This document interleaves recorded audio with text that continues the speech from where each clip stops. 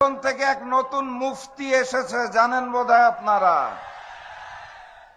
আমরা আশা করেছিলাম লন্ডন থেকে একজন জাতীয় নেতা দেশের মাটিতে আসার পর এই চাঁদাবাজি এবং রাহাজানিতে লিপ্ত গুন্ডা প্রকৃতির বিএনপি বোধহয় পরিবর্তন হবে, কথাবার্তা আচরণে বোধহয় বিএনপির একটা পরিবর্তন হবে। আমরা দুঃখের সাথে লক্ষ্য করলাম লন্ডন থেকে নেতা দেশে নামার পর বিএনপি পরিবর্তন হয় নাই, লন্ডনের নেতা নিজেই নতুন বিএনপি হয়ে গেছেন।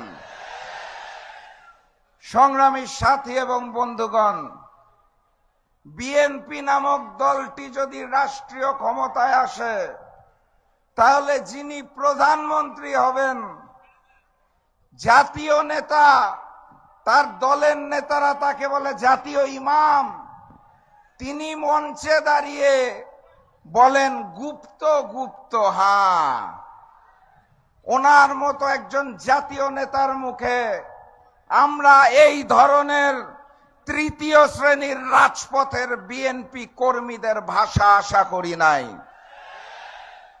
উনি যখন বাংলার মাটিতে রাজনীতি করব না এই মুচলেকা দিয়ে লন্ডনে পালিয়ে গিয়েছিলেন, আমরা ওনাকে গুপ্ত বলি নাই। উনি যখন লন্ডনের মাটিতে বসে ভিডিও কলে রাজনীতি করেছেন লুকিয়ে থেকে, ওনাকে আমরা গুপ্ত বলি নাই।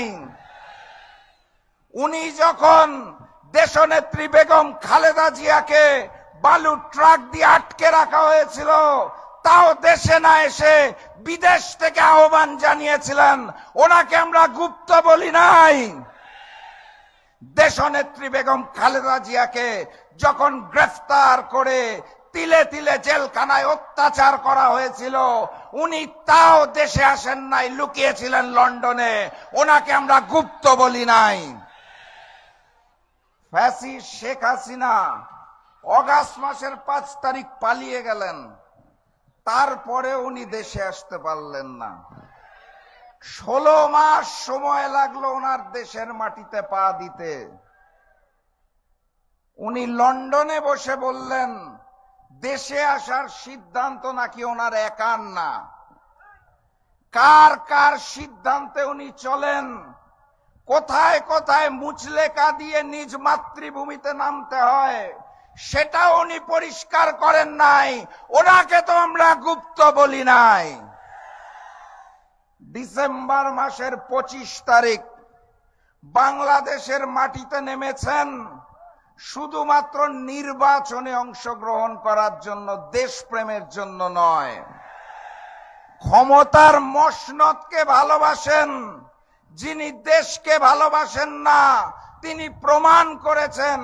শেখ হাসিনা পালিয়ে যাওয়ার পর এই নিরাপদ বাংলাদেশে আসতো না, 16 মাসের বেশি সময় লাগে, তাও ওনাকে আমরা গুপ্ত বলি নাই। ডিসেম্বর মাসের 25 তারিখ দেশে নেমে উনি বলেছেন আই হ্যাভ আ প্ল্যান। সেই প্ল্যান কি সেটাও খুলে বলতে পারছেন না, গোপন প্ল্যান, তাও আমরা তাকে গুপ্ত বলি নাই। উনি মঞ্চের মধ্যে দাঁড়িয়ে জামাত এবং শিবিরকে উদ্দেশ্য করে বলেন গুপ্ত। আমাদের উচিত ছিল ওনাকে গুপ্ত বলা, কিন্তু রাজনৈতিক শিষ্টাচারে আমরা একটা জাতীয় মঞ্চ থেকে গুপ্ত বলতে পারি না। এটা জনাব তারেক রহমানকে শিখতে হবে। এই বাংলাদেশ